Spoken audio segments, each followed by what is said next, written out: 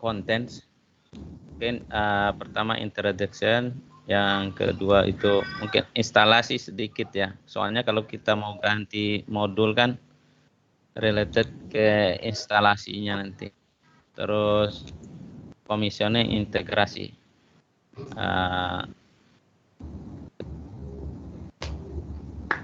Untuk AirScale sendiri itu targetnya itu untuk improvement dan kompetitif baik di secara capacity, optical connectivity, arsitekturnya yang fleksibel, dan untuk support fitur-fitur yang kedepannya ya untuk Singgeran.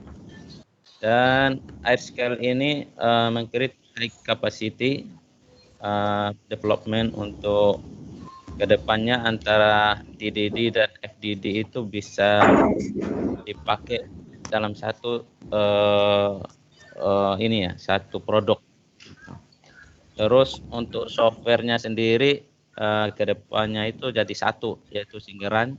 Nanti mungkin aksesnya itu yang pakai web yang sekarang itu sama-sama aja sih kayak yang sekarang kita Isran itu pakai softwarenya sama. Kalau kita AirScale itu ada beberapa komponen yang saya di sini hanya akan ada 4 ya yang ingin saya bahas. Itu ada Asia atau sistem modul, tapi Asia ini ada ASIC, ada ASIP ya, yang generasi terbarunya itu. Yang Asia itu sama dengan kalau kita sekarang sistem modul ya, intinya sama dengan FSMF. Yang kedua itu ABIA atau baseband unit. Yang ketiga itu AMIA. AMIA ini itu subrek. Dan yang keempat nanti mungkin dibahas sedikit tentang RF modul karena di project kita sekarang kebetulan yang dipakai itu AHGB ya. Yang kemarin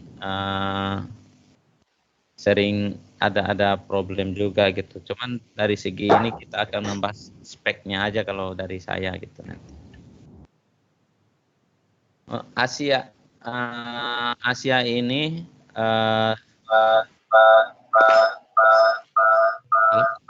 ya, Asia itu ya sama dengan sentralisasi kontrol processing, yaitu sama dengan kalau kita bilang sih otaknya dari BTS ya. Semuanya itu prosesnya di sini sama dengan FSMF, cuman bedanya kalau FSMF kan ada bawaannya baseband ya. Kalau ini basebandnya nanti terpisah ada di ABIA apa ABIC gitu. Dalam satu subrek AMIA atau AMOP itu bisa dipasang maksimalnya 2 Asia modul, di mana di dalam Asia ini terdiri dari ada 2 SFP optikal, jadi dia ini untuk ke arah transport. Terus ada 3 electrical transport yang IF 3, 4, 5. Terus di sini ada DC-in untuk power. Terus yang sebentar saya ini dulu. Oke. Boleh langsung tanya, Pak? Ya, halo? Boleh langsung tanya, Pak? Boleh. Sorry, Pak. Ali. Ini yang apa? IF1 kan optical ya, sama IF2. Betul. Nah, sama yang IF3 sama ini IF4 electrical. RG, iya. Electrical betul, Pak. Electrical berarti di sini nggak ada pembatasan buat kalau seandainya optical kan bisa sampai 6 giga gitu kan. 6 giga pakai 10 giga gitu. Kalau di SFP electrical bisa juga, Pak? Electrical itu 1 gig ininya. Ini kan buat ke arah transport ya, bukan ke arah RF modulnya. Oh, dia bukan terpisah ke BTS bukan ya? Bukan. Nanti yang ke arah RF itu lewat ABIC namanya, itunya. Apa namanya? Di basebandnya. Oke, Pak. Jadi yang port IF ini larinya ke transport, Sedangkan Sirio ini kan untuk antar sistem modul ya ini. Kalau ada. Jadi saya lanjut lagi. Kalau di sini ada 3 HDMI, yaitu yang pertama itu untuk external alarm, yang kedua ini untuk sync in. Kalau kita pakai GPS kita pakai ini. Terus sync out itu kalau misalnya kita dari luar ya, misalnya dari SSU atau TP5000 kita masuk sini. Terus kalau SAIN ini berarti dia sistem modul extension interface. Kalau kita misalnya punya sistem modul lagi bisa hubung ke sini sama dengan Sirio. Terus indikasi LED-nya itu ada 14 ya ininya visualnya. Terus yang untuk sama di sini ada port LMP juga untuk login di lokal. Intinya sih kalau Asia itu mirip-mirip lah sama FSMF ya. Kalau kita kan udah familiar, teman-teman udah familiar dengan FSMF tuh mirip aja gitu.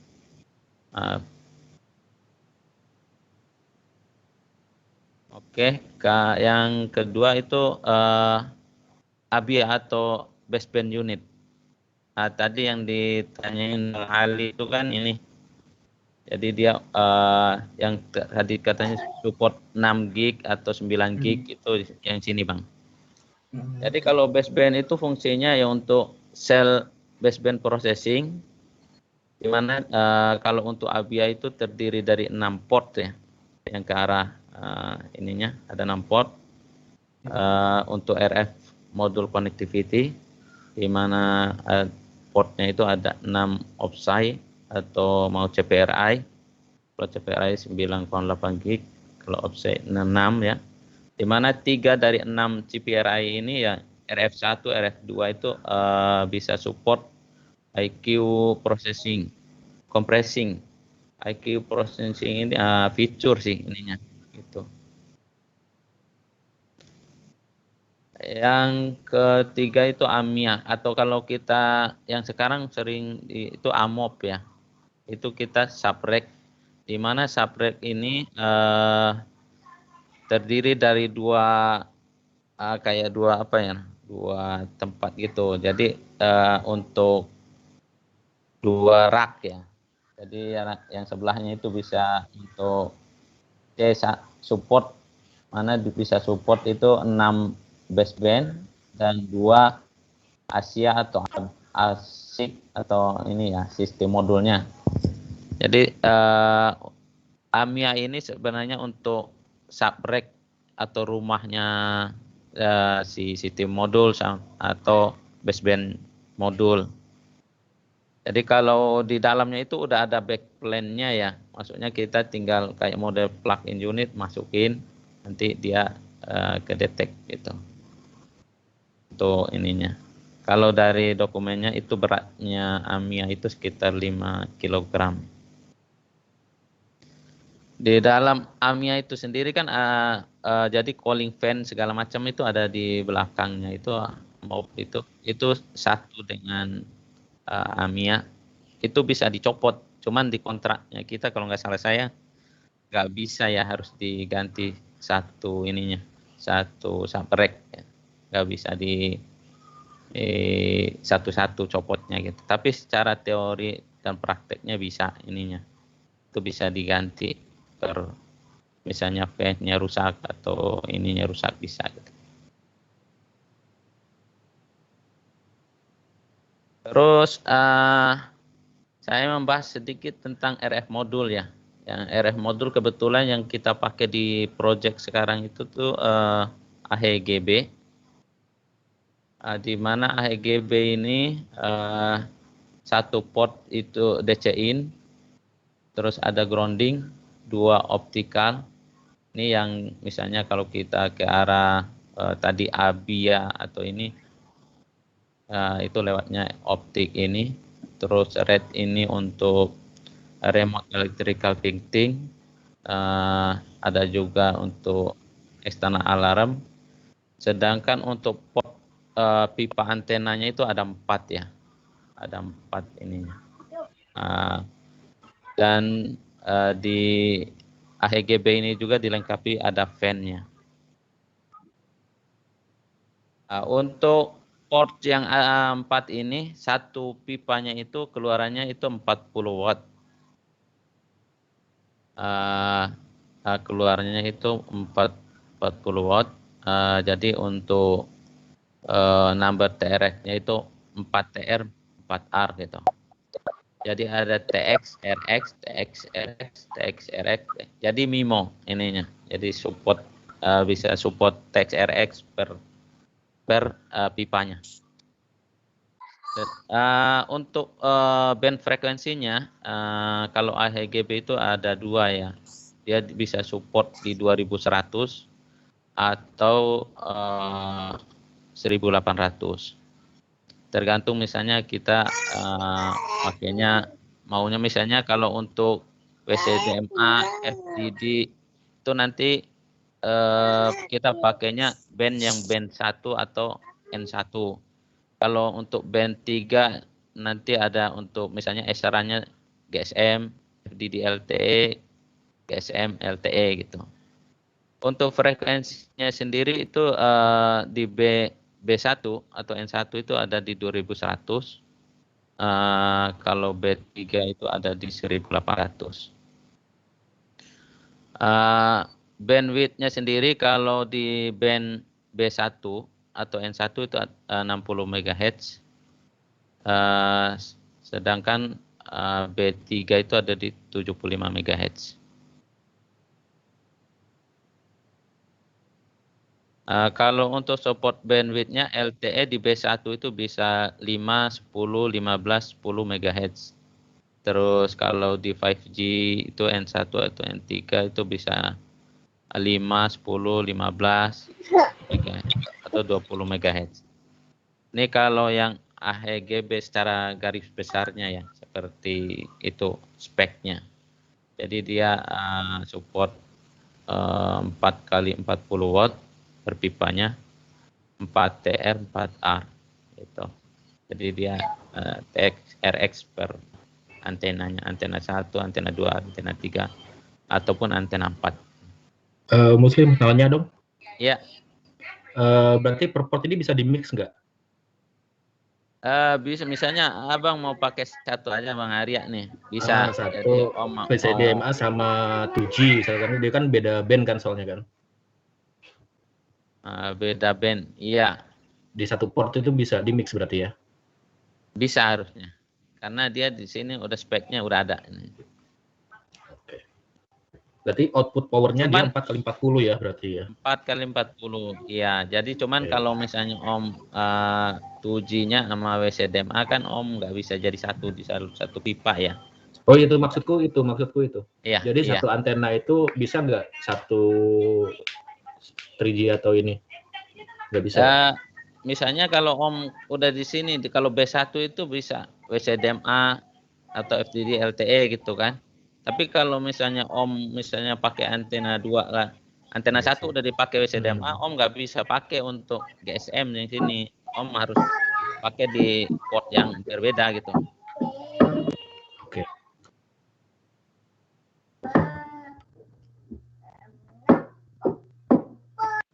Oke, sedikit ya instalasi ya. Misalnya kalau kita ganti modul kan otomatis ada menyangkut ke instalasi lah. Saya nyinggung sedikit aja. Soalnya kita butuh juga gitu. Kalau setiap kita menyentuh modul atau mau preventif, mau korektif, itu kan ada di site itu ISD namanya yang warna biru muda. Itu wajib dipakai ya kalau kita mau menyentuh equipment. Soalnya itu untuk menjaga dari elektrik statiknya gitu. Jadi di situ udah disediakan kalau teman-teman di lapangan tolong dipakai kalau kita misalnya mau ganti modul, mau preventif, mau korektif gitu. Itu standarnya harus dipakai. Kita pertama kalau misalnya kalau kita mengganti modul atau ini pertama itu memasang grounding. Kita pasang grounding ada di sebelah sini itu ada, nanti ada kalau di sistem modul ini ya, di Asia itu ada di sebelah sini dekatnya DC in, itu ada grounding. Pastikan bahwa kita masangnya kencang ya ini. Seperti yang terlihat di kabel kuning, mana bautnya segala macam dihubungkan kabelnya, kabel groundingnya itu ke arah yang, kalau di sini saya lihat sih di arah tray ya ini dihubungi, karena traynya ada grounding ke arah tanah juga ya. Yang kedua itu masang, kalau kita butuhkan ada kuping itu sebelah kiri buat kabelnya ininya. Bisa, misalnya kalau kita pakai. Kalau misalnya kita pasang di rak 19, ini kita butuh gitu. Jadi nggak ngelewer ke ini, bisa ditaruh ke samping kabel-kabelnya. Jadi kelihatan rapi gitu.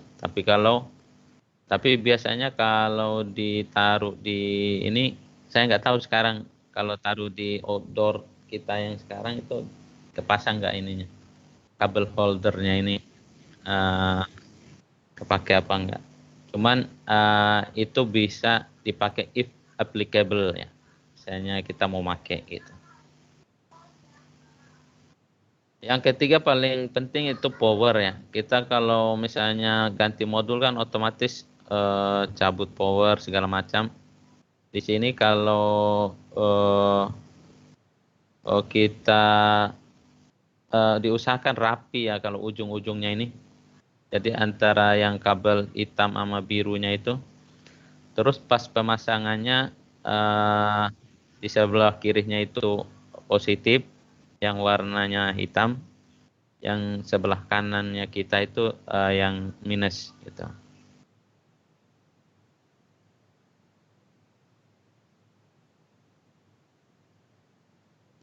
Kalau udah semua itu dari kiri ya kita, kalau dari prosedurnya itu dari misalnya grounding, terus masang tadi power, sekarang masang di HDMI. Masangnya itu untuk external alarm, sync out atau sync in.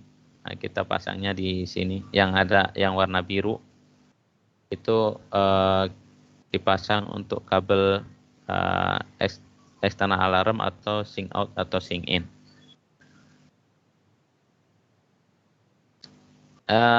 Yang berikutnya yaitu ini yang ditanyain Bang Ali tadi, bahwa ini kalau ini sampelnya itu kita installnya itu pakai RG ya, ininya transportnya.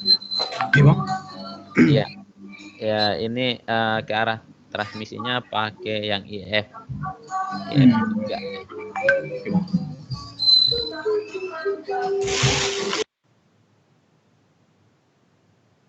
Ini yang direkomendasikan sama Nokia. Kalau misalnya kita pakai SFP yang multimode, itu pakai FOS SH atau JDSU.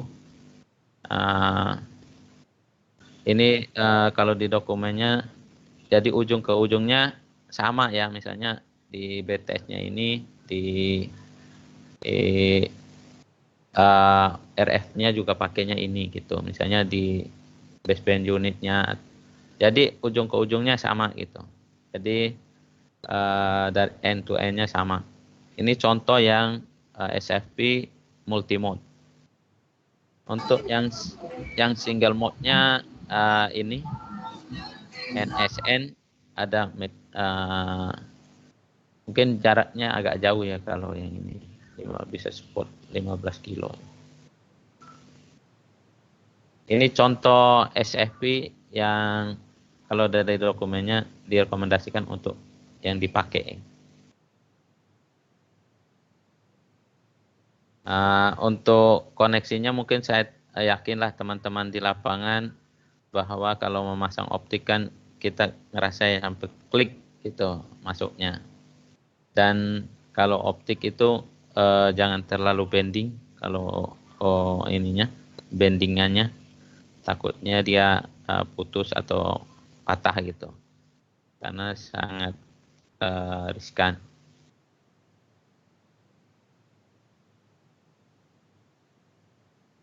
Ini masang optiknya. Kalau kita pakai optik ini, misalnya kalau ke Serio atau ke transport yang di sini, diusahakan bendingannya itu jangan terlalu menekuk ya. Maksudnya itu bendingannya yang standar lah.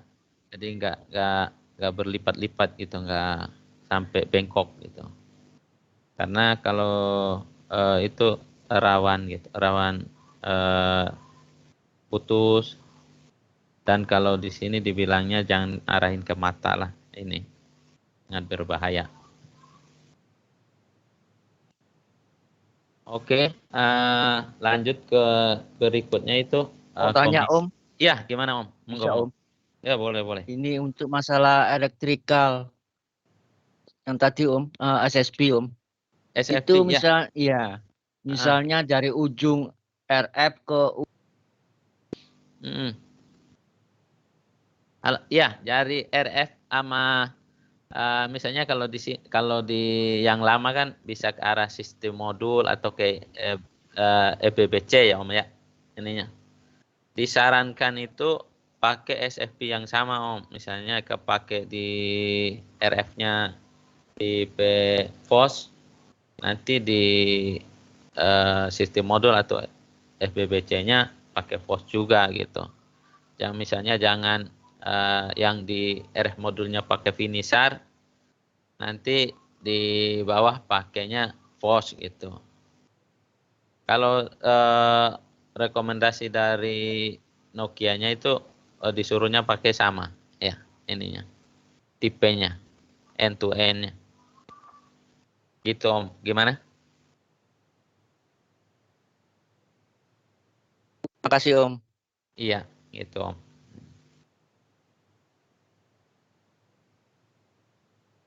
Oke, untuk commissioning integrasi saya yakin sih teman-teman di lapangan udah berpengalaman, udah punya experience yang luar biasa lah untuk commission. Cuman di sini saya coba refresh aja ya. Hanya kalau kita ganti modul, sistem modul atau segala macam kan otomatis butuh commissioning dan integrasi ulang ya ke ininya, ke networknya. Kalau untuk AirScale sendiri ada spesifikasi komputer yang harus kita lihat juga, gimana untuk konfigurasi laptopnya, terus gimana install software. Kalau dulu kan masih BTS Manager ya untuk aksesnya. Kalau sekarang kan udah pakai web, jadi kita nggak install lah ininya. Kalau udah punya Chrome ya bisa langsung pakai gitu. Untuk lebih lanjutnya berikut. Halo Bang Mustik. Iya, gimana? Sorry Bang, agak mundur ke belakang Bang, satu Bang. Yang tadi Bang yang kayak SFP tadi kan ada recommended ibaratnya dua jenis ya. Iya. Nah, kalau seandainya ini kejadian di saat ibaratnya kita nggak punya ibaratnya yang ini, yang ada ibaratnya yang dari Huawei atau dari mana yang penting hidup kan ya. Bisa dipakai nggak Bang? Kalau dari dokumennya itu disuruhnya pakai brandnya Nokia atau ini Xiaomi gitu. Tapi kan kadang kalau kita lagi bermasalah OTS atau ini kan, iya Bang. Ya sama lah kayak kalau kita tenggelam rumput aja kita pegang gitu. Maksudnya gimana site itu hidup dulu kan? Hidup dulu ya. Iya. Tapi standarnya nggak boleh gitu. Pak Musli. Ya gimana Bang? Mungkin gini, temporary boleh. Iya. Tapi tetap harus di request yang barunya. Ya, yang sesuai. Ya, yang apalagi dia harus sama kan antara di radio modul sama karena in long termnya kita nggak tahu nanti efeknya apa, degradasi atau malah impactnya seperti apa kan. Itu sih kalau untuk temporary solution as long as speknya sama sih menurut saya nggak pasti bisa, karena sebenarnya SFP itu kan universal ya. Oke Bang. Ya, betul kata Bang Andri. Oke, Bang. Lanjut. Lanjut, Bang. Gitu. Oke. Untuk PC-nya atau laptopnya, prosesornya minimal 2 GB atau rekomendasinya 4 GB. Memorinya itu 2 GB, recommended-nya 4 GB. Hard disk space-nya itu 256. Punya Ethernet untuk itu 10, 100 atau 1000 Mbps. Displaynya sebenarnya fleksibel lah ya. Bisa. Tapi yang sekarang yang teman-teman pakai sih udah pada bisa kalau kita remote, kita join troubleshoot sih kayaknya udah masuk spek gitu. Untuk login BTS, setting IP-nya sebagai berikut ya. Jadi untuk di lokal laptopnya yang dipakai untuk IP-nya itu 192.168.255.130. Kalau kita itu biasanya kalau udah oke kita tes ping ke arah 129 atau 126 ya. Itu nandanya bahwa laptop kita udah connect ke sistem modul atau ke BTS-nya. Yang baru itu kan kalau dulu kita masih pakai BTS Manager, kalau yang di AirScale sekarang udah pakai web, mungkin pakai Mozilla atau pakai Chrome, kita udah bisa akses ke BTS-nya, di mana alamat IP-nya itu untuk connect lokal yaitu 192.168.255.129. Kalau kita connect nanti ada pertanyaannya sebagai berikut di bawah ini, acceded Pak, ini tinggal diklik aja oke. Nanti baru login. Kalau default username passwordnya itu name admin, name user ya. Kalau di H3 itu kebanyakan masih default user, masih yang lama. Yang agak banyak berubah mungkin di East Java ya kalau nggak salah saya.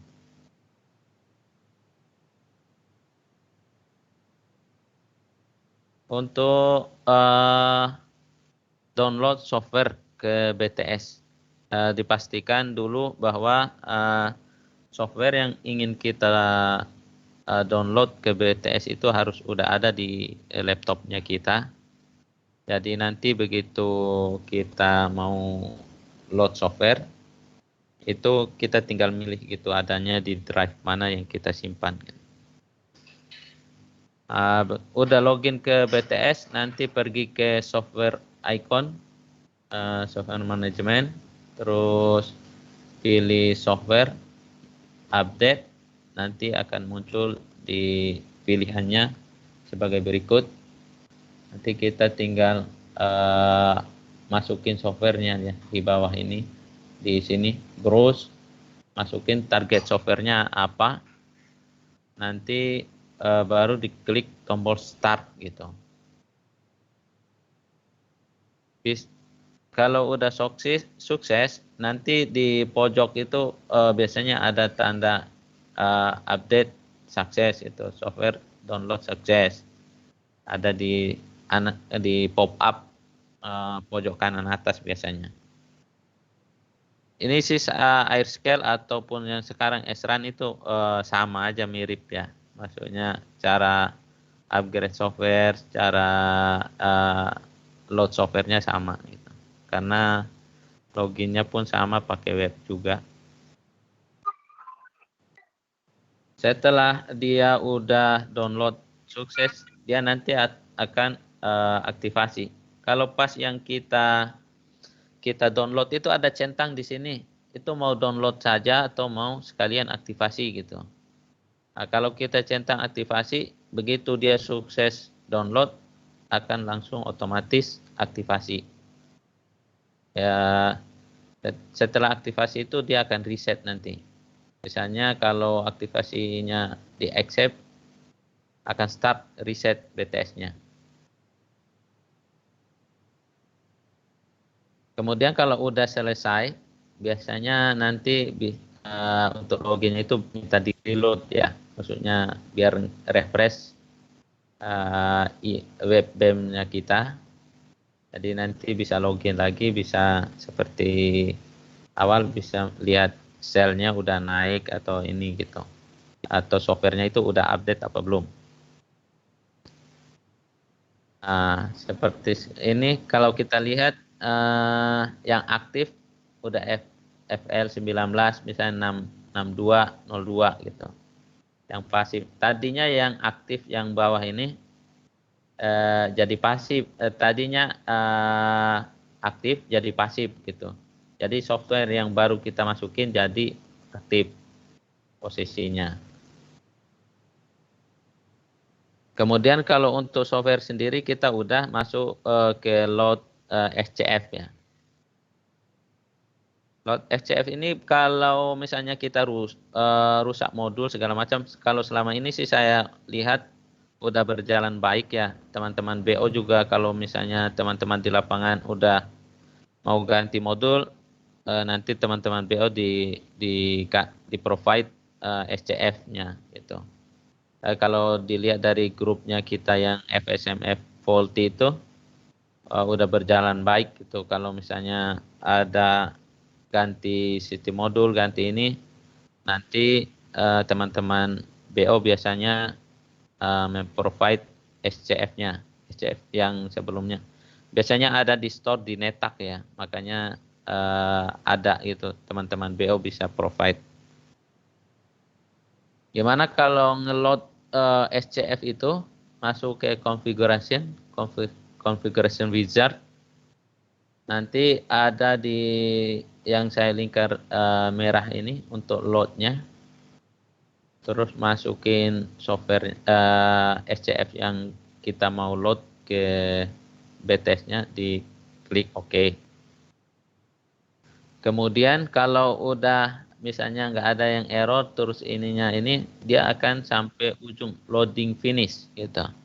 Tapi kalau misalnya SCF-nya itu bermasalah, biasanya validasi atau ininya itu bisa aja silang gitu, nggak tanda centang. Tapi ini contohnya kalau misalnya dia SCF-nya benar, ininya loading-nya sampai finish, sampai oke. Gitu. Setelah loading oke, nanti dilakukan aktivasi di sini, aktivasi plan.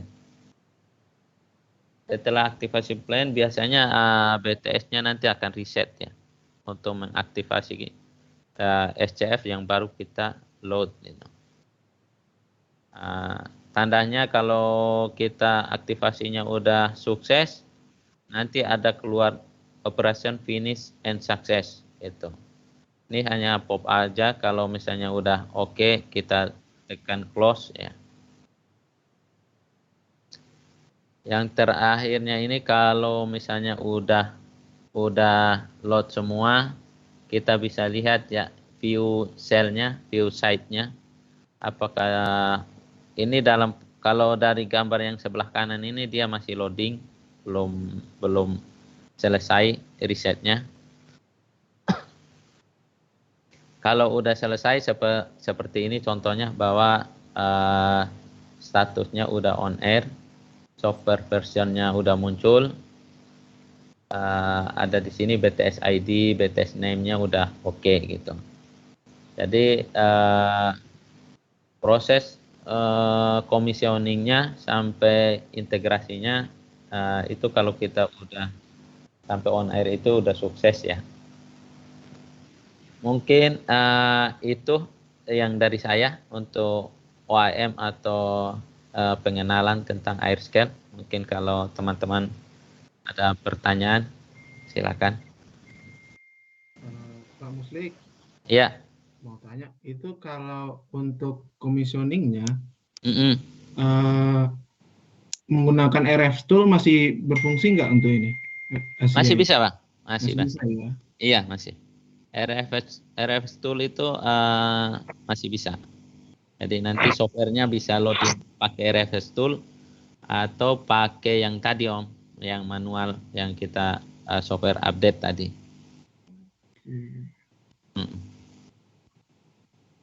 Nanti kalau ada yang update lagi Revise Tool bisa saya share nanti ke teman-teman BIOS. Oke, maaf balik yang ke tadi itu untuk Asia-nya itu modul source power-nya langsung ke rectifier atau ada modul lagi, Pak?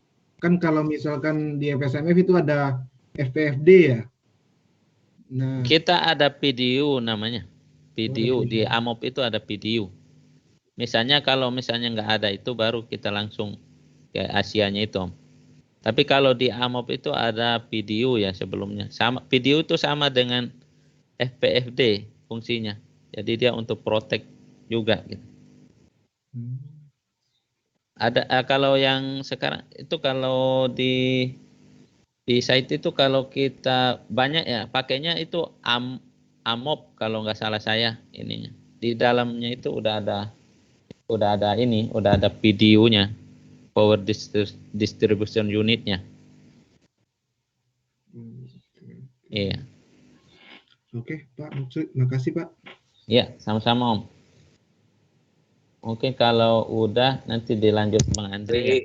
Dari teman-teman planning atau CCM ada pertanyaan isu license atau apa gitu. Kalau ada pertanyaan silakan. Ada Bang Mumung saya lihat nih. Ini ada titipan pertanyaan dari Japa, Pak Iya. Mangara. Untuk AEGB ini materialnya kan sedikit juga di A3i. Nah ini Iya. faulty rate-nya juga lumayan tinggi. Kira-kira ada ini nggak? Perlu support data atau apa untuk nanti bisa dibantu analisanya kira-kira kenapa itu faulty rate-nya agak tinggi ya Pak? Ya jadi kalau faulty rate, nih saya wakilin Pak Muslik. Ini Iya, kalau iya. faulty rate, Pak Didi, kita sudah analisa ya beberapa minggu terakhir. Itu memang sudah dihitung ya, sudah ada perhitungan dari H3i Planning untuk masalah dimensioning ya, untuk SSL ya, secure stock levelnya udah aman sih sebenarnya. Jadi kemarin yang ada isu itu adalah masalah delay fulfillment Pak Didi. Jadi biasanya itu kita fulfillment itu di bawah 5 hari, di pertengahan 2021 itu naik ya, jadi 15 ke 20 hari. Memang ada isu transport juga, ada isu juga di race dari Nokia itu masalah faulty kita returnnya agak lambat gitu ya. Iya. Itu sih paling Pak Didi. Tapi kalau faulty rate kita itu enggak kok, enggak tinggi atau apa sih, normal. Cuman di level fulfillment-nya, dan itu dari Nokia Care sudah ada goodwill untuk membantu fulfill juga ya. Jadi di advance duluan gitu ya. Itu sih Pak Ya, Didi. kemarin kita sampai LTOA itu Pak Mangara untuk Iya, AEGB. Yang di South Sulawesi ya. Confirm. Iya. Itu memang dari delay fulfillment-nya yang lama Pak Didi.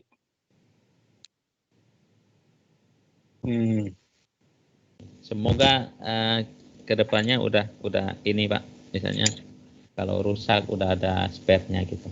Dan kalau nggak salah memang terakhir meeting dengan Pak Gani itu ada info akan ada penambahan stok juga ya, buffer stok akan ada penambahan. Betul Pak Gani ya?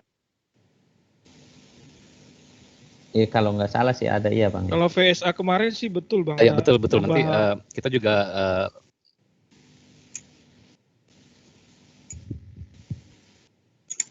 Oke Pak, begitu. Iya, terima kasih Pak Didi. Halo. Iya. Lanjut Bang Muslik. Iya, gimana Om Ari? Ini perlakuannya kayak sama seperti selain AirScale nggak ya? BTS di luar AirScale. Sama, yang SRAN kan sama aja ini Om, ininya. Sama. Ya Kayak sama aja. misalnya kita dapat sistem modulnya problem, kita masukin software-nya, step-nya juga sama ya? Sama persis, iya. Ini. Nggak ada perbedaan ya? Nggak ada, ini cuman modul aja. Tadi misalnya FSMF diganti Asia atau ABI ya. Ini aja gitu Om. Ininya. Ngeload software-nya itu loh, misalnya. Ngeload software sama dari sama LMP, nanti buka web GUI, Om tadi pilih software manajemen, update gitu, sama Om, sama. Sama ya. Berarti tampilan softwarenya ya sama ya, tampilan GUI-nya gitu ya Pak? Sama Bang Marlan. Berarti lewat BTS Manager dulu ya, baru web ya? atau gimana? Ini masukin SRAM. IP yang 129 tak. Kalau misalnya remote kan ada IP OAM-nya. Kalau di lokal kan pakai yang itu. Kalau masukin HTTPS segala macam kan masuk tuh login ke PTS-nya. Beda-beda, Pak Muslik. Ada Ya. yang pas kita login pertama dia langsung keluar muncul itu harus pakai BTS Manager. Beda-beda. Ada yang bisa langsung, ada yang enggak. Apakah ini juga sama atau gimana gitu maksudnya? Oh, itu kalau misalnya dia software levelnya masih di bawah ya, Mas Ari. Maksudnya Mungkin ya kemungkinan. misalnya pakai WN9 atau ini datang modulnya, ya kita harus pakai software dulu ininya itu. Tapi kalau mau menurut saya RF Tool aja. Oh gitu ya, langsung RF Tool Iya. langsung ngeload ke software yang bersangkutan ya. Betul, iya gitu Om. Jadi enggak, misalnya dari WN9, WN10 segala macam itu stepnya panjang gitu. Iya, Kalau soalnya pakai RFS kan langsung aja gitu. Ada beberapa yang dari Regen tuh masih bingung tuh ketemu apa sistem modul baru. Jadi dia terus diinfokan apa lebih lengkapnya kalau menemuin hal segini tindak lanjutnya kayak gimana gitu. Soalnya beda-beda gitu. Ya di RFS aja Om kalau misalnya ini. Jadi dia stepnya juga sekarang juga saya yakin yang punya WN8 mungkin udah nggak punya kali di ini di laptopnya kan. Gitu. Siap-siap Musli. Terima kasih Oh Musli. Iya. Kayak ini apa? Tadi kan ada video ya katanya ya. Ada video, iya. Itu main modul atau ini? Kalau di FSMF kan dia kan harus ada FPFD kan jatuhnya kan. Iya. Jadi betul. di Asia ini harus ada video atau enggak? Ya kalau dari care sih harusnya direkomendasikan dipasang gitu. Cuman iya kan kalau kita itu wajib lah. Kalau kita tahu sendiri lah PLN-nya kita kan kayak mana, Bang. Oke. Terus ini satu lagi, kalau emang seperti itu ada tampilan nggak di BTS di web manajernya? Kalau di SRAM kan ada tuh FPFD nongol, jadi kita tahu nih dia pakai port berapa kan, powernya kan. Kalau di ini ada nggak? Soalnya aku cek itu nggak ada nih di sini di tampilannya, di AMOP-nya. Iya, jadi kalau di sini dia nggak terintegrasi. Kalau di FSMF kan dia ada terintegrasi kan penghubungnya, terminasinya, Bang. Kalau ini sih enggak ya ininya. Wah, susah auditnya lagi dong nanti. Kebaca, gitu. Tapi dia satu dengan AMOP sih di situ ini. Oh, satu dengan AMOP ya. Iya gitu. Oke, sama satu lagi Pak Musli. Ya. Kalau di SRAM kan kita nggak bisa pakai dual Ethernet kan ya jatuhnya kan. Kalau ada SRAM 19 kan.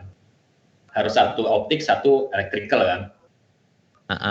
Kalau di sini bisa nggak dua electrical gitu? Yang kemananya Bang? Misalkan cascade transportnya. Oh, yang untuk transportnya. Ya, kalau di sini kalau Om mau antar sistem modulnya kan ada tadi yang di saya atau ininya. Buat transportnya Bang. Oh, buat transportnya. Iya. Kan misalkan kan kayak kejadian kemarin kan kita kan sampai request optik kan. Karena si SRAM itu kan nggak mau kalau dua-duanya electrical kan. Iya, itu karena di RF6 itu kan emang RF2 Bang. Hah? RF2 sama RF1. Kalau RF6 kan ada tiga modul. RF6. Kalau kita nggak punya, kan masuknya kan IF1-nya itu kan buat ke arah transmisi. Nanti kalau misalnya yang untuk ke arah 3G-nya kan kalau kita nggak punya FTIF kan ini bukan pakai yang RF6 itu. Enggak, kan kita jadi optical yang IF2 waktu itu. IF2 sama RF6 itu sama loh Bang ya. Iya. Oh iya, IF2 RF6. Iya. Harus optik. Iya, harus optik. Kalau sih ini kan ada untuk RG-nya sendiri, ada optiknya sendiri. Kalau untuk transportnya. Kalau di jadi nggak masalah ya, nggak ada isu ya berarti ya. Misalkan dia cascade-nya itu semua ini electrical ya. Harusnya sih nggak ada masalah sih. Belum nemu soalnya. Oke, kalau gitu. Iya, nanti Lanjut. kalau ada case ya kita ini lagi lah Bang. Kita buka lagi. Iya bisa. Soalnya ini kan kebetulan pas dipasangnya udah masa pandemi ya, kita kalau untuk tos barangnya itu sangat terbatas gitu untuk mempelajari ininya Bang Arya. Maksudnya ketemu barangnya itu mau test bed apa ini kita ada keterbatasan gitu untuk pelajarin juga kemarin. Sama yang kayak case kemarin yang red itu, Bang, itu kenapa harus di reset modulnya dulu ya baru bisa ini ya clear alarmnya. Padahal dari sisi ini sih on air gitu, cuman alarm aja gitu. Iya, red. Ada yang bolak-balik kan waktu itu kan? Iya betul. Yang bukan reset sistem modul sih, reset modul rednya gitu loh. Nah, ya itu bisa jadi kan kita nggak tahu ya antara rednya yang rusak atau konfigurasi tiltingnya itu harus match ya antara config sama aktualnya di atasnya itu gitu Bang. Berarti nggak beneran nggak Om? Hah? Harus di tilting juga ya? Maksudnya kita dari bawaannya nih udah selesai, enggak ya? Harus disesuaikan dulu di lapangan. Enggak sih itu disesuaikan. Hah? Dia elektrik sih itu Om Hari. Otomatis ya? Iya. Lanjut Bang Andri. Oke Bang Andri aja ya, soalnya waktunya sempit itu, teman-teman di Sulawesi kayaknya udah mau Jumatan gitu. Jadi gimana? Apa mau dilanjut apa gimana nih? Nggak apa-apa, kita lanjut aja teman-teman. Lanjut aja Bang ya. Iya. Oke, makasih banyak teman-teman. Berikutnya sama Bang Andri ya. Ya, assalamualaikum warahmatullahi wabarakatuh. Waalaikumsalam warahmatullahi wabarakatuh. Monggo Bang. Siap.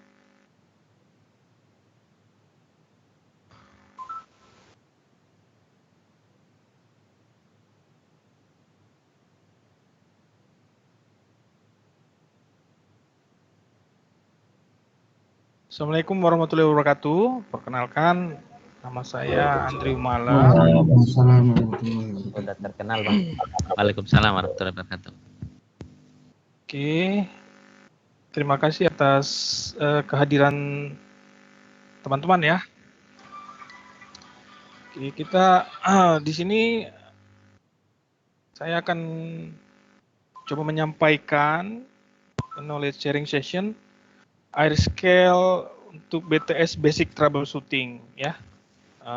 Kebetulan materinya saya persiapkan untuk target softwarenya sudah software yang baru. Jadi mungkin ada beberapa menu yang nggak ada di software yang sekarang, tapi saya harap nanti ketika udah softwarenya udah baru, teman-teman udah lebih familiar ya. Jadi target software kita kemungkinan besar di SBTS FP20C. Nah, di modul ini saya akan coba troubleshooting prosesnya seperti apa, bagaimana mencari faultnya, dan alarm dokumentasinya nanti kita akan share juga. Jadi di alarm dokumentasi itu sebenarnya ada alarmnya apa, action yang harusnya kita lakukan seperti apa ya. Terus ada modul recovery action dan cara mengecek state unitnya, network monitoring, terus diagnosis dengan menggunakan web emulator, terus sedikit demonstrasi tentang bagaimana menganalisa troubleshooting data ya. Mungkin ada beberapa yang spesial buat teman-teman di lapangan, ada juga yang memang untuk teman-teman BO. Nih, yang atas sama yang bawah itu spesialisnya. Nah, oke, ini kontennya. Nanti insya Allah akan kita share ya ke teman-teman. Cuman nanti saya akan kasih dulu ke Pak Gani untuk direview apakah semuanya bisa kita sampaikan ya. Mudah-mudahan bisa semua ya.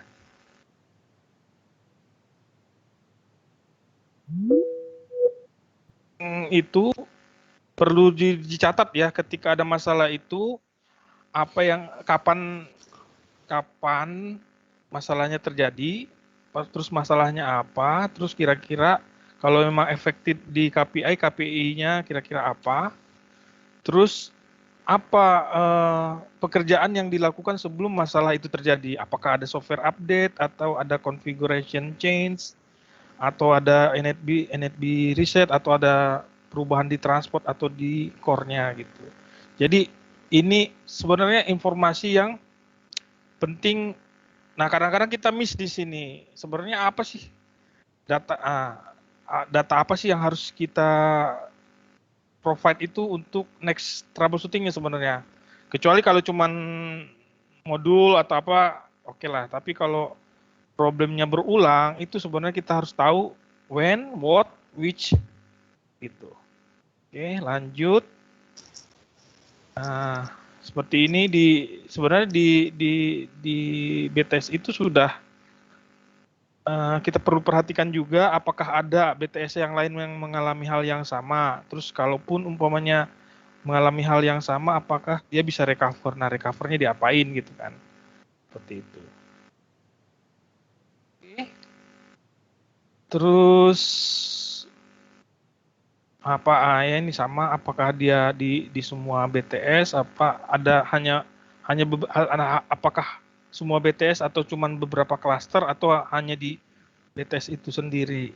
Dan kalau berhubungan dengan KPI harusnya ya perlu dilakukan drive test ya, seperti itu. Lanjut. Oke, ini general troubleshooting itu dia sebenarnya ada energy fault dan alarm handling.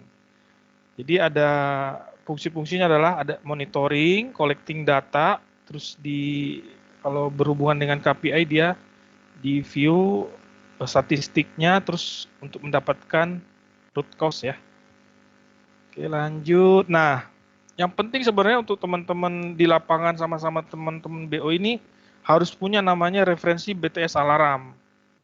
Referensi BTS alarm itu dia di BTS itu kan nanti ada muncul nih alarm ID-nya berapa. Alarm ID-nya berapa, alarm name-nya apa, nanti di sini ada artinya apa. Terus efeknya apa, terus action apa yang harus dilakukan.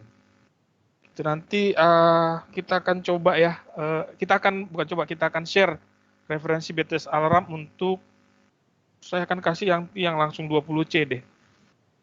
Karena yang 19B kan udah obsolete lah ya. Oke.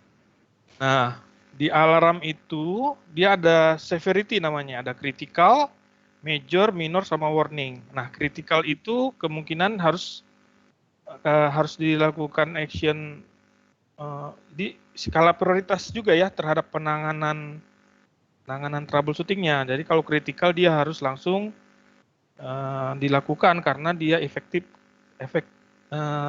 berefek terhadap service ya. Kalau major itu dia kemungkinan masih degraded, tapi dia tetap harus di service ya, diperbaiki secepatnya, tapi dia prioritasnya lebih rendah daripada kritikal. Nah, kalau minor mungkin bisa kita prioritaskan setelah kritikal dan major itu.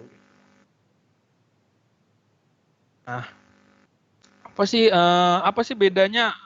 Kan kadang-kadang kita bisa lihat tuh di BTS itu ada alarm, ada BTS. Nah, BTS itu dia mengindikasikan severity-nya dan scope fault-nya seperti apa. Terus BTS alarm itu bisa diakibatkan oleh fault.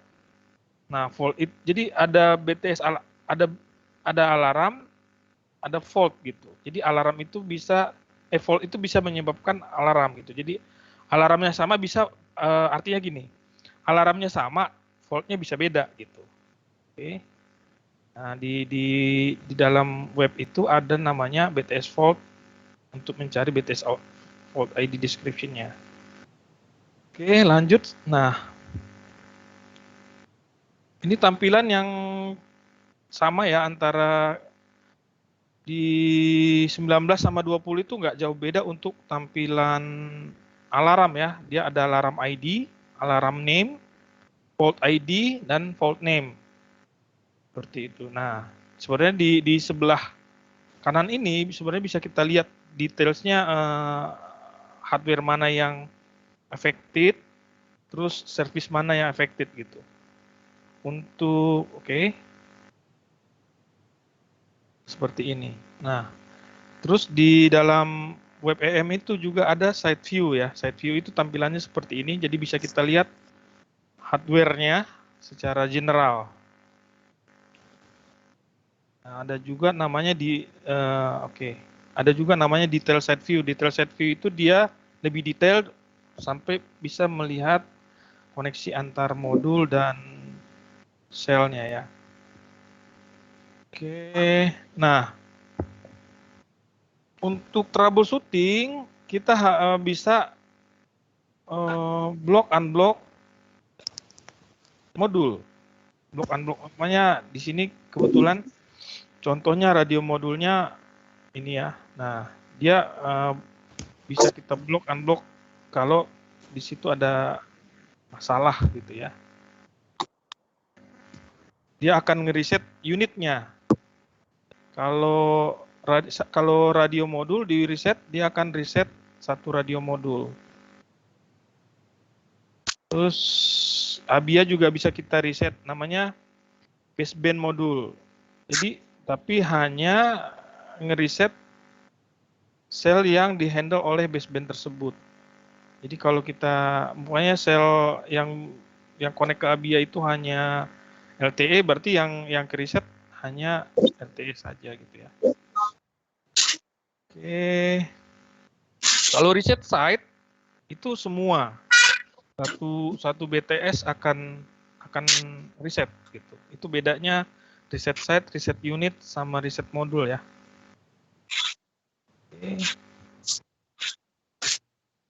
Nah, kalau untuk network monitoring itu bisa dilakukan biasanya dari NetApp ya. Ada fault, ada alarm.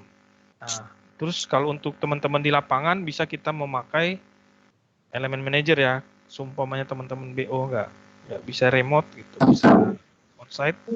Nah, caranya seperti ini, akses ke site, paling top BTS status, site runtime view, site view, dia akan tampilannya seperti ini ya. Sama ya, seperti di 19, di 20, maupun di FSMF. Jadi tapi perbedaannya ya modulnya seperti ini, AMIA,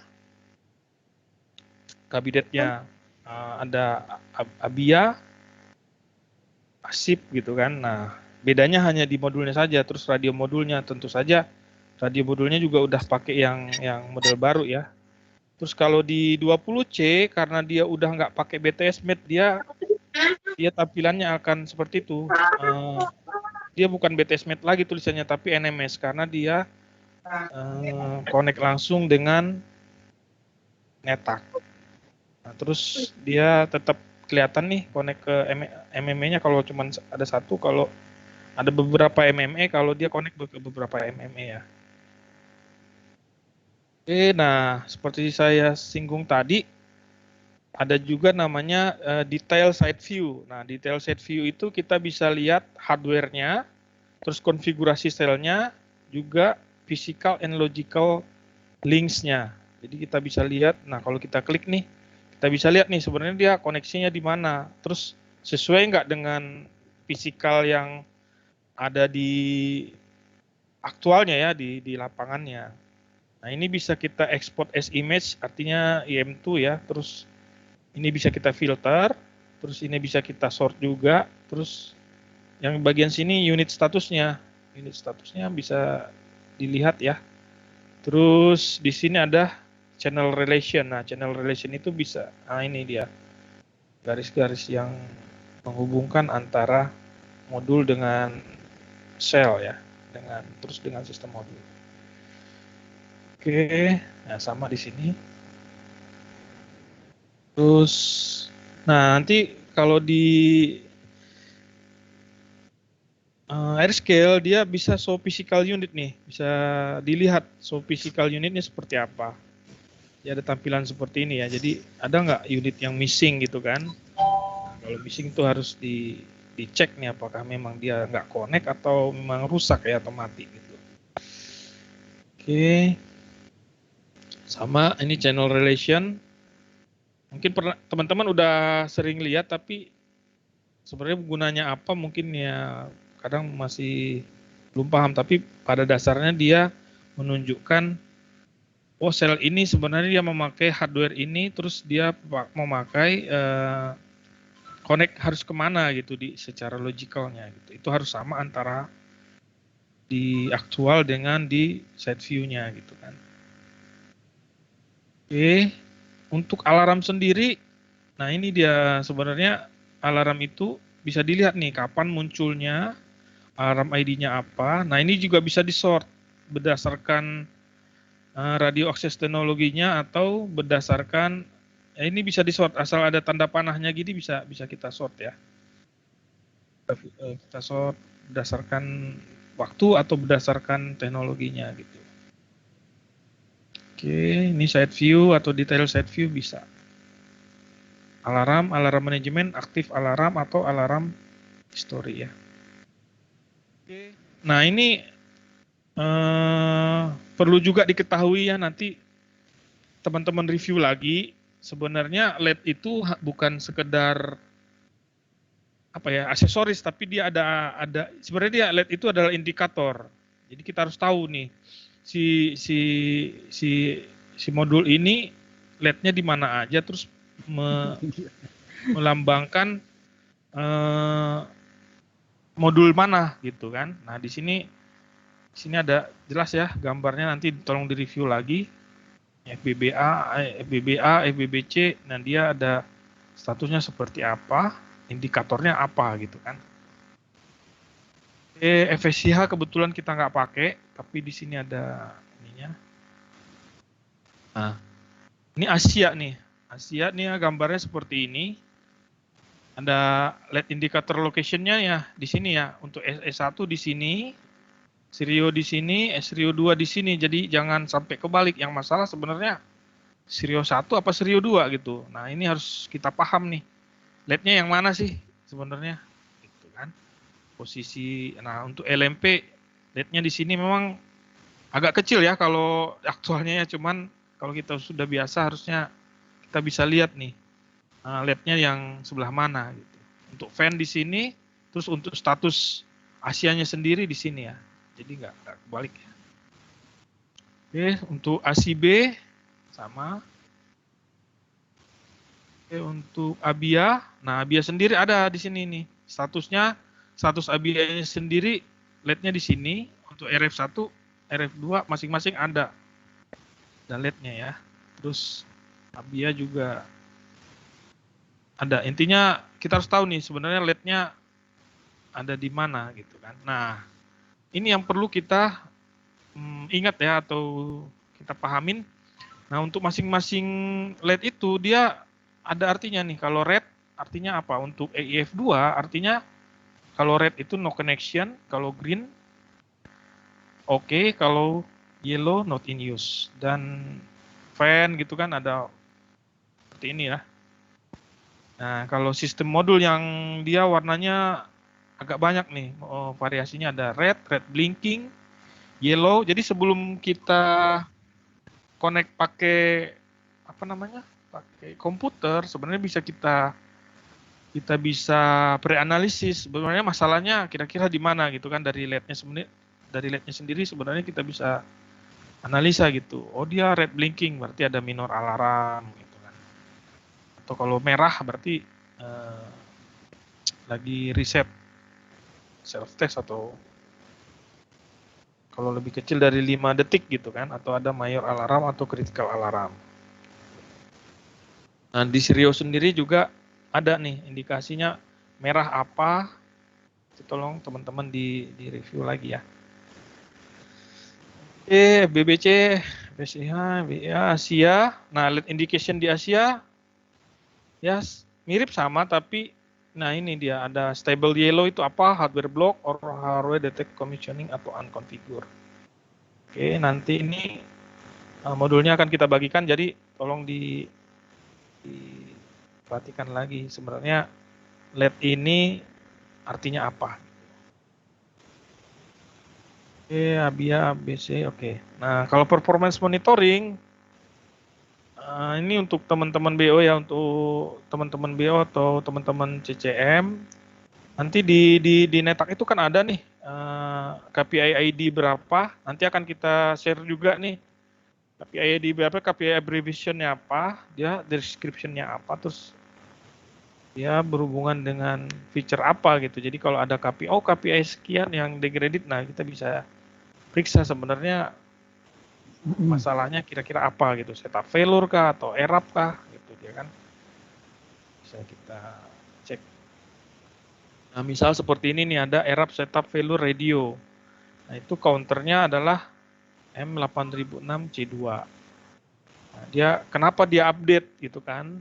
Dia update karena ada initial kontak setup responnya. Ya, nah untuk EPS bearer, nah bisa kita lihat nih, kalau dia increase berarti ada masalah di EPS bearer setup. Jadi ini banyak ya ininya, counternya, nanti coba dibaca lagi. Nanti dia bentuknya Excel, nanti dia ada nama counternya apa, description-nya apa, terus ada penjelasannya sebenarnya.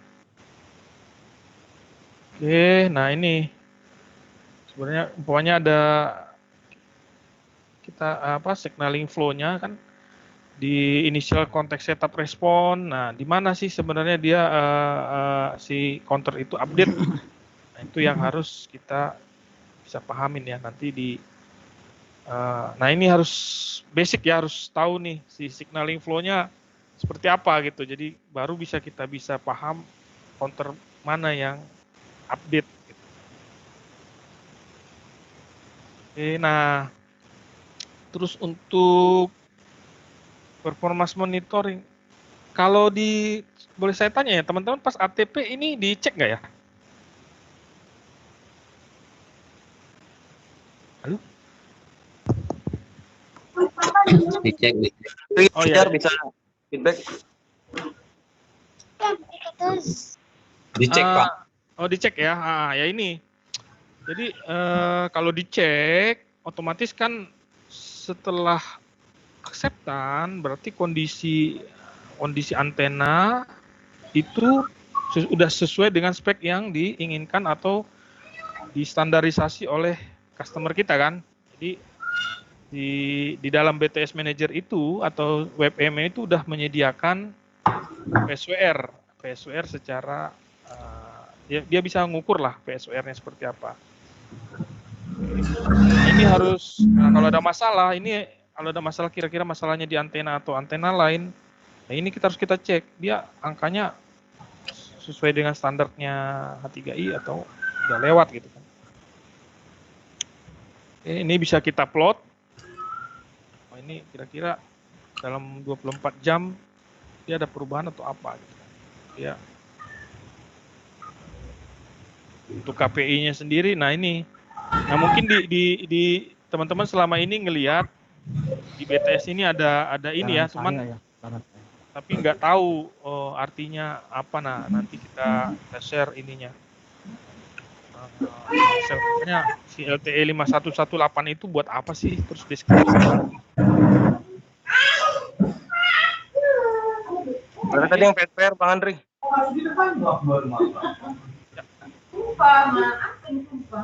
Ya Bang. Yang PSWR tadi gimana? Ininya? Halo? Nah, yang lain tolong di-mute, saya nggak dengar jadinya. Ya Bang. Report PSWR-nya tadi gimana bentuknya? Bisa diplot Bang.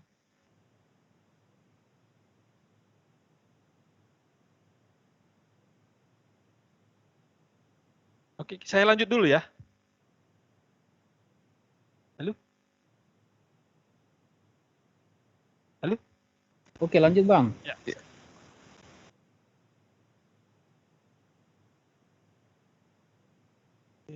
Nah, oke, untuk synchronization ini kalau ada masalah dengan sinkronisasi bisa kita cek dan kita tuning atau kita tes dengan cara diagnostik, synchronization, tuning, atau kita tes.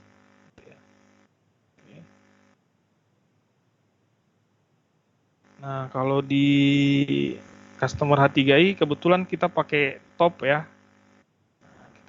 Kalau pakai top, nah nanti dia akan kelihatan nih IP address-nya mana, terus source-nya dari mana gitu. Ini bisa kita tuning ya, bisa kita tes ya.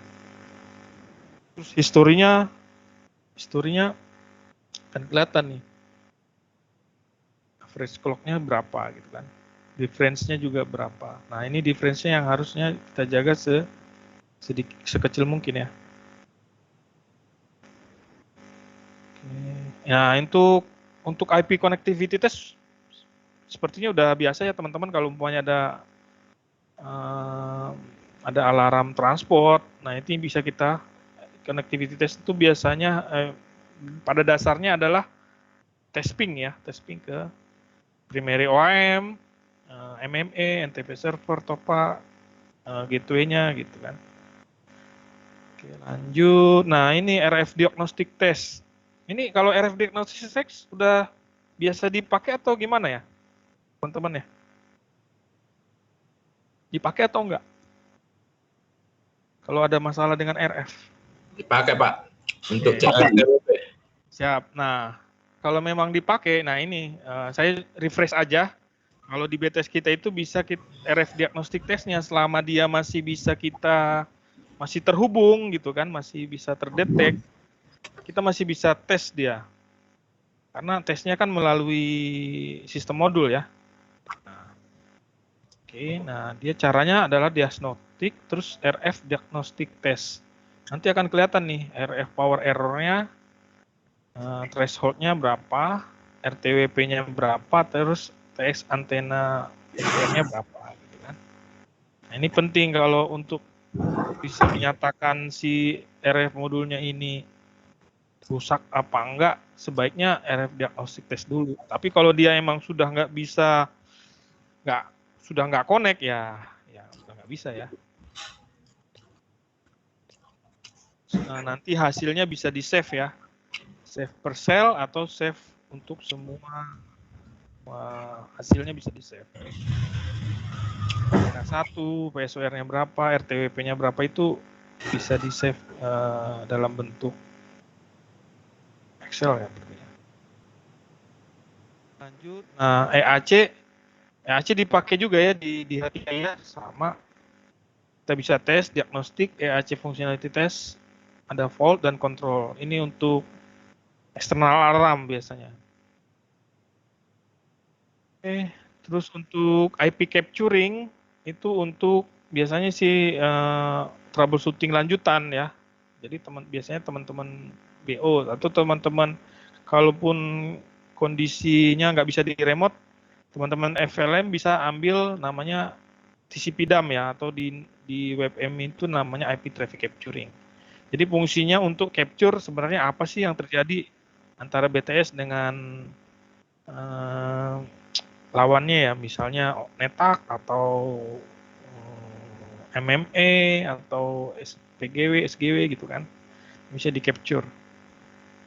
Nah, caranya seperti itu. Dia ada pilihan include user plane. Nah, biasanya kalau kita sih biasanya nggak include user plane-nya, kita exclude karena yang kita butuhkan biasanya signaling ya. Kalau user plane itu dia terlalu besar datanya, kalau kita, apalagi kalau traffic di BTS tersebut udah banyak gitu. Jadi biasanya kita pilih yang ininya di uncheck ya.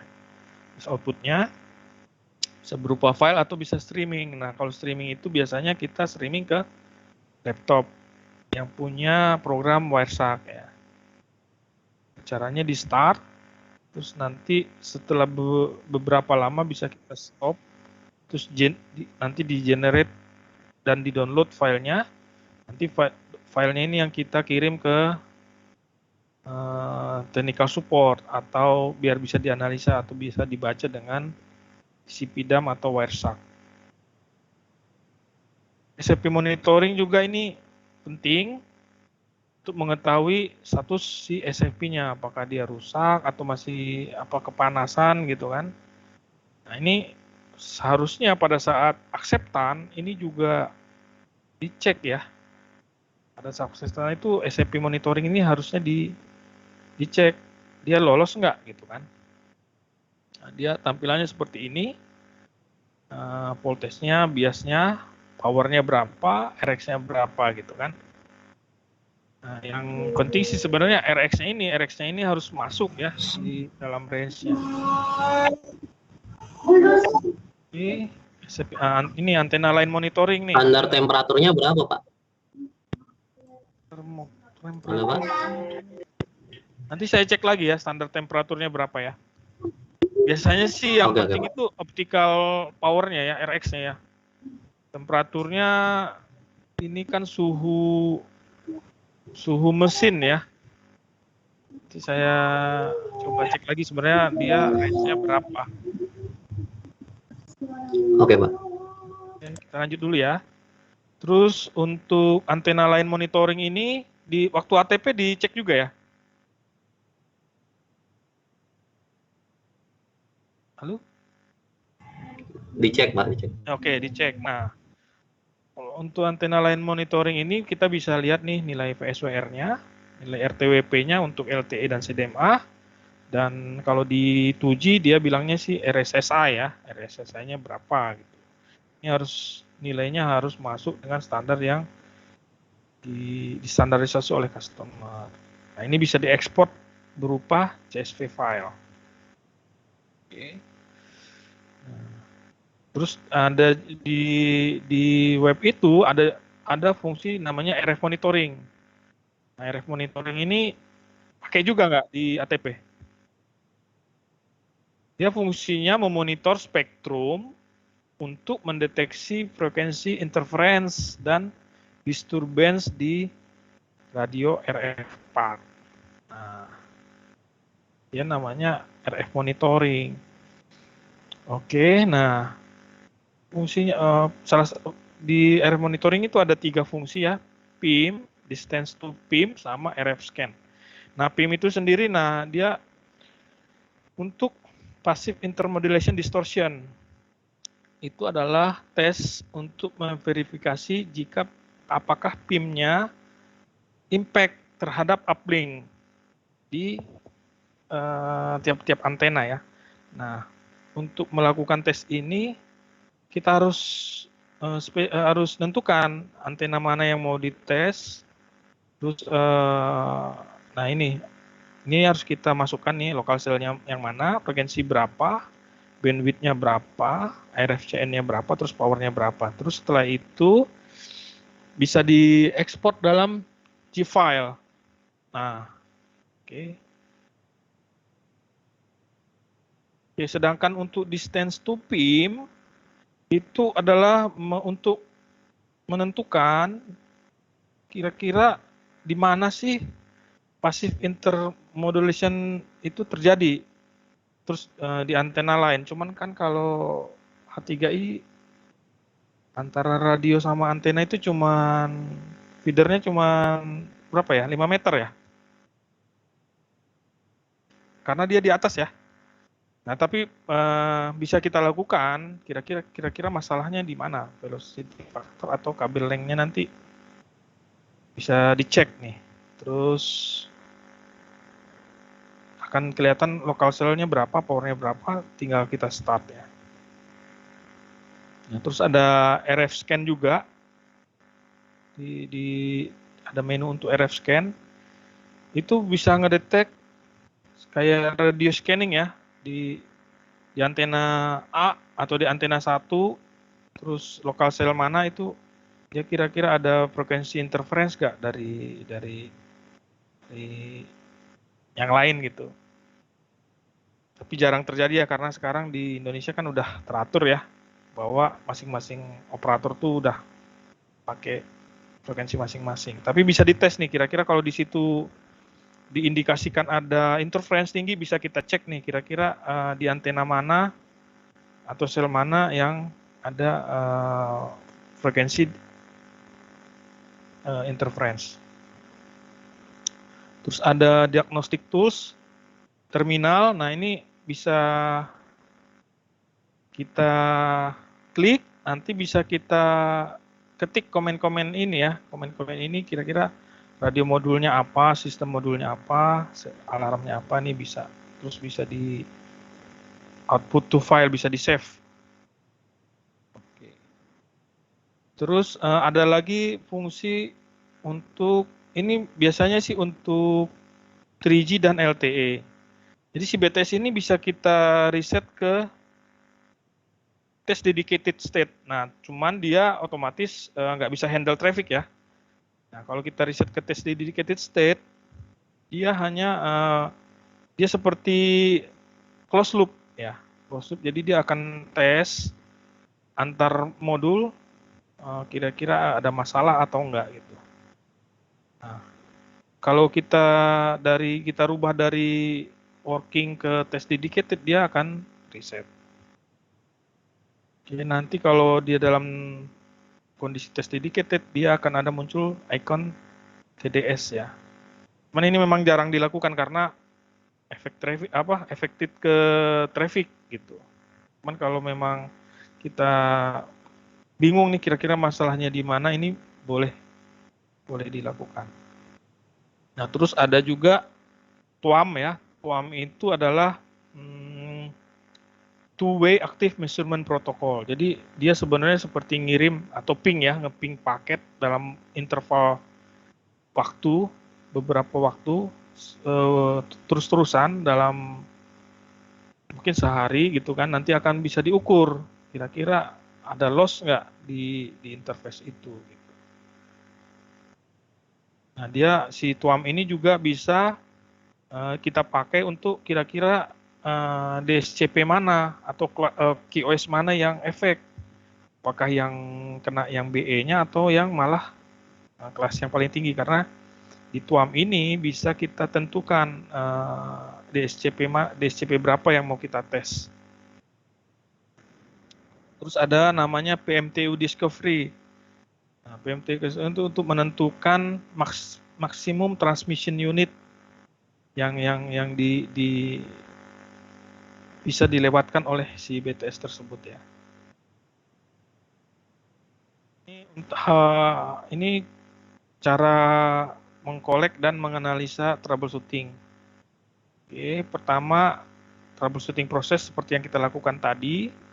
Terus kalau memang tetap masih ada problem, kita harus berusaha sebisa mungkin untuk save BTS snapshot-nya ya. Terus kalau memang ada bisa drive test atau ada end user nih kira-kira bisa call atau enggak, terus yang bisa call itu hanya, yang nggak bisa call itu semua atau hanya beberapa orang saja gitu kan.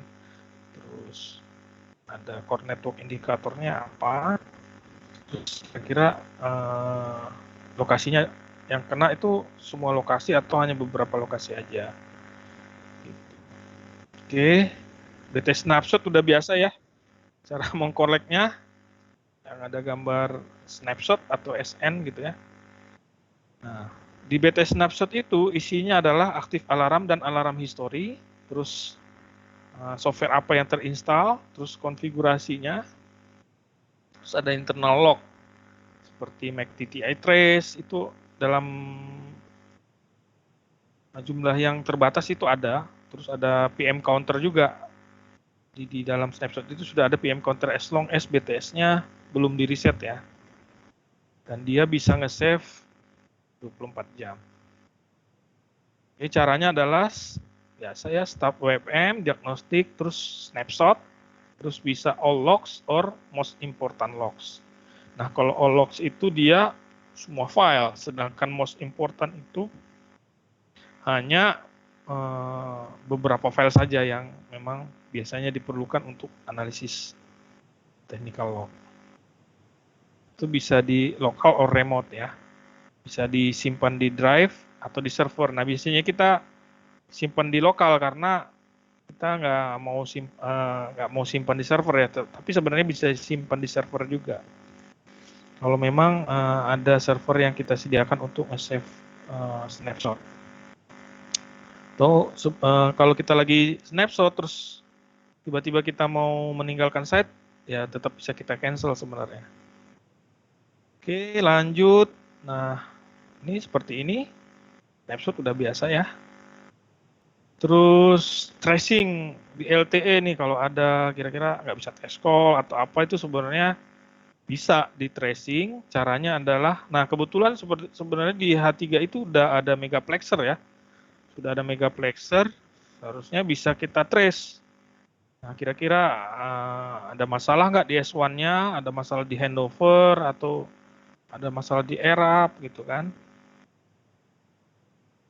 Ya, biasanya cell trace itu berhubungan dengan signaling. Nah, caranya adalah parameter editor, terus LNBTS mana yang mau diaktifkan cell trace-nya, terus kita aktifkan cell trace-nya, terus activate subscriber trace. Nanti dia cell trace-nya akan aktif, dan cell trace itu bisa dilihat lewat trace viewer atau email ya. Itu kita sekarang namanya L3DA. Oke, saya rasa udah ya. Troubleshooting proses. Masalahnya cara mencari alarmnya, terus fault-nya apa, terus alarm documentation-nya. Kira-kira ada pertanyaan nggak, teman-teman? Dia ada VSWR report ya, Bang Andri ya? Ya, VSWR report. Itu RTWP ada nggak? Terus bentuknya tadi gimana ya VSWR report? Aku nggak lihat lagi tadi. VSWR. Bentar ya, saya coba share.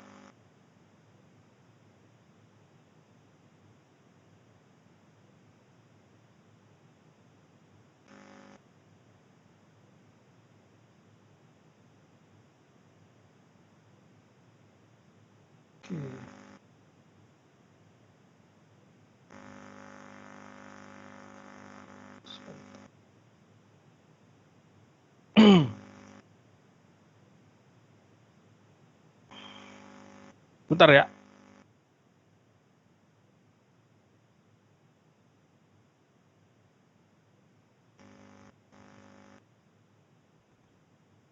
Share.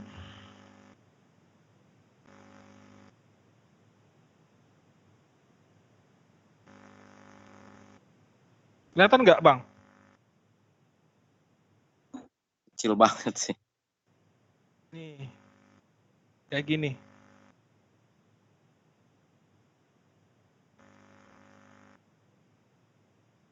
VSWR ya, ini ya. Dia tampilannya seperti ini sih.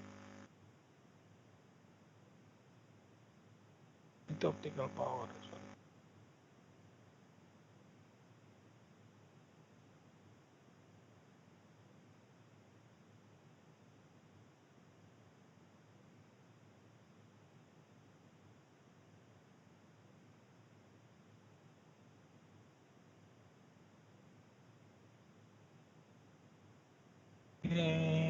Ini untuk red ya.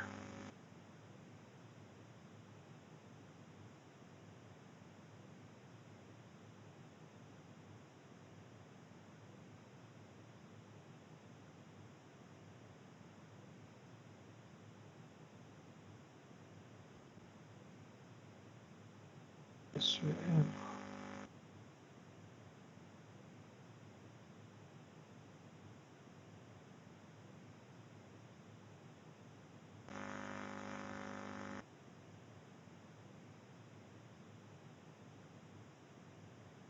Nih, tampilannya kayak gini, Pak Mangara.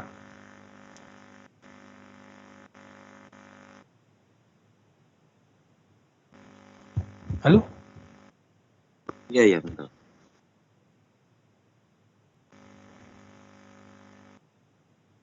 Ini biasanya kalau ATP bisa kita print screen atau bisa diekspor ke... Itu bukan threshold ya, value-nya ya itu ya? Ya, ini value-nya. Oke.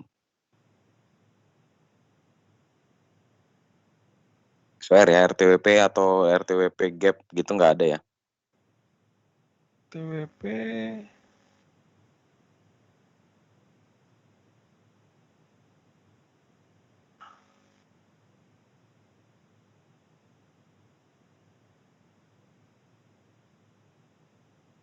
Ada dia di sini sayangnya. Oke.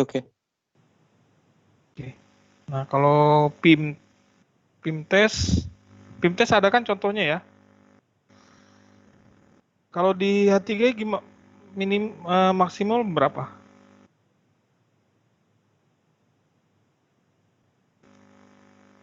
Teman-teman yang akseptan?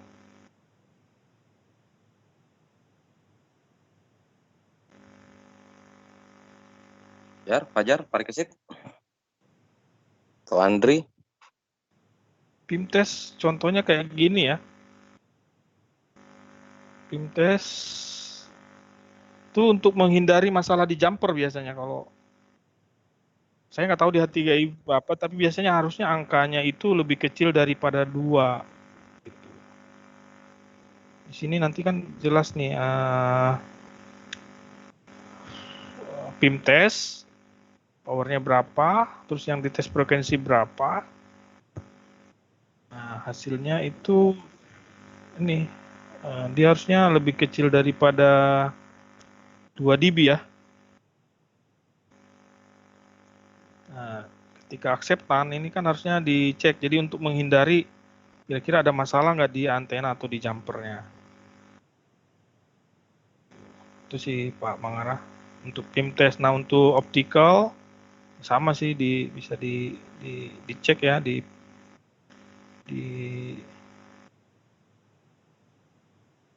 biasanya sih di capture ya. Angkanya berapa, nggak boleh lebih dari angka yang ditentukan oleh si customer gitu. Nah, ini RTWP juga ada sih, Bang.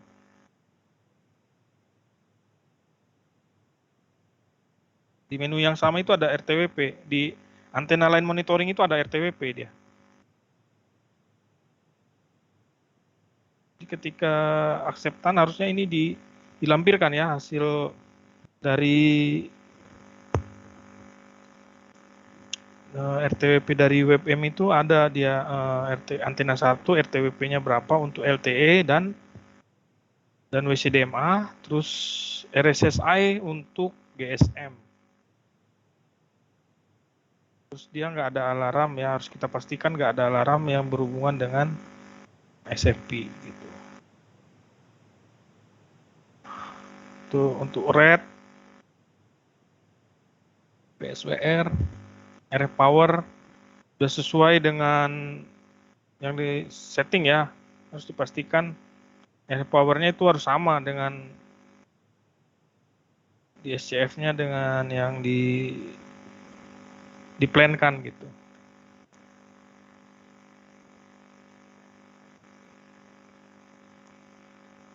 Oke. Silakan kalau ada lagi pertanyaan, sudah mepet waktunya, teman-teman. Pak Mandri, kalau kita mau atasin sleeping cell nih, case-nya, itu terusnya gimana step-stepnya? Sleeping cell, oke. Sleeping cell itu agak advance ya, tapi saya coba. Nah, di sini kebetulan memang ada use case ya. Kelihatan nggak slide-nya? Enggak dong. Kelihatan slide-nya? Enggak jelas Bang maksudnya.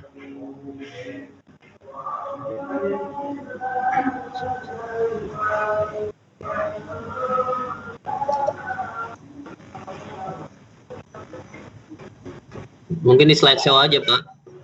Slideshow ya.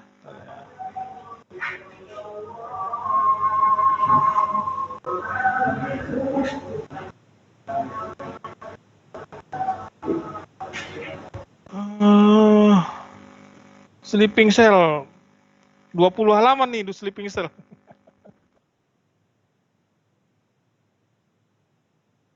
Nanti saya bagi aja lah ininya ya. Boleh. Nanti ke teman-teman yang memang berhubungan ya.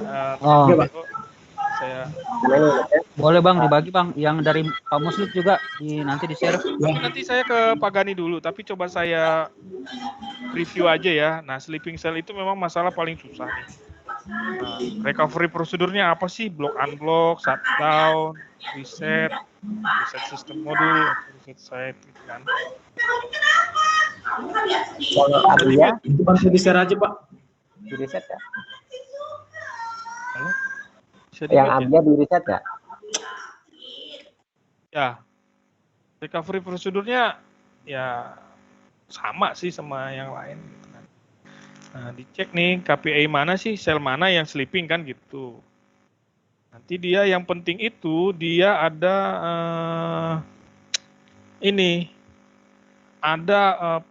ada parameter yang kita aktifin nih. Activate automatic sleeping cell detection and recovery based on abnormal antenna receive power.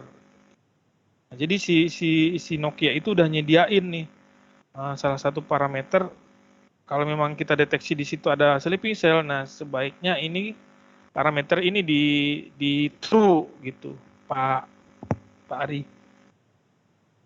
Nah, result yang kita expect itu automatic sleeping cell detection and recovery based on abnormal antenna receive power measurement functionality is activated and configured. Gitu, Pak Ari. Sampai kita reset Abia nggak, Om Andri? Di sini ya sistem modul ya, terakhir ya. Sel, RF modul, terus sistem modul atau site kalau memang tetap masih muncul ya. Tapi sebaiknya kalau dari yang terbaru ini dia bilang ini diaktifin nih. Si parameternya dibikin jadi true. Baru kita bisa nge-trace ya. Parameter ini untuk FSMF apa cuman Semua. AirScale semua ya? Okay. Ini juga antena receive power ini diaktifin ya, sorry. Parameternya diaktifin, nanti dia akan configure ya. Nah, kalau deactivate-nya ya di set jadi false gitu. Kan kita ya ini ya itu harus sebaiknya sih didiskusikan juga dengan teman-teman CCM ya sama teman-teman planning ini. Nah, ini ada beberapa parameter yang harus diactivate untuk mendeteksi sleeping cell. Itu sih Om Ari. Oke, Om Andri. Sayangnya kita nggak mungkin bahas satu persatu ya di sini, sorry ya waktunya terbatas. Tapi ini akan saya share ya ke teman-teman.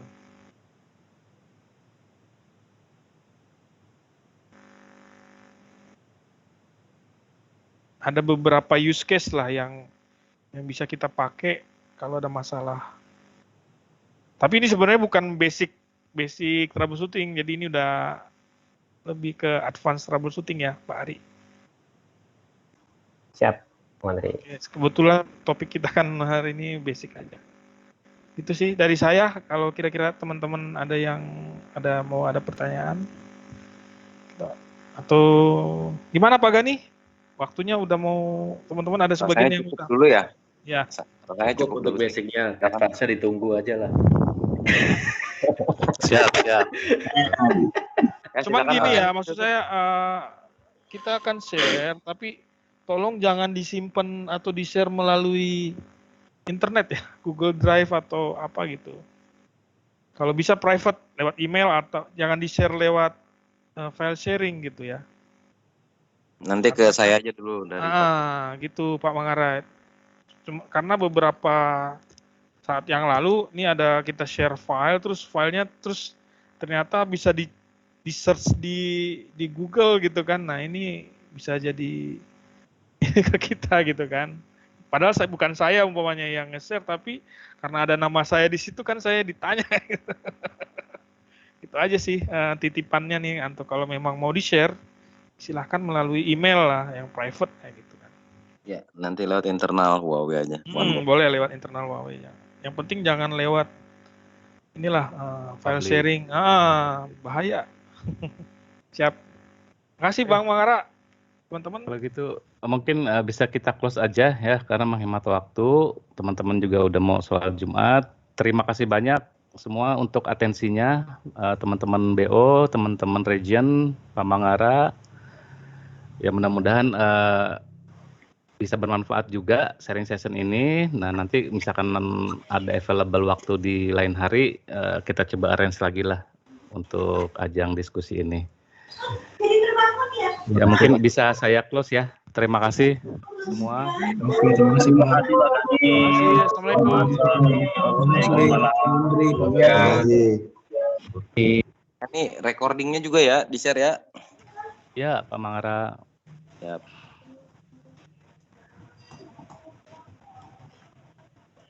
Ini gimana ini?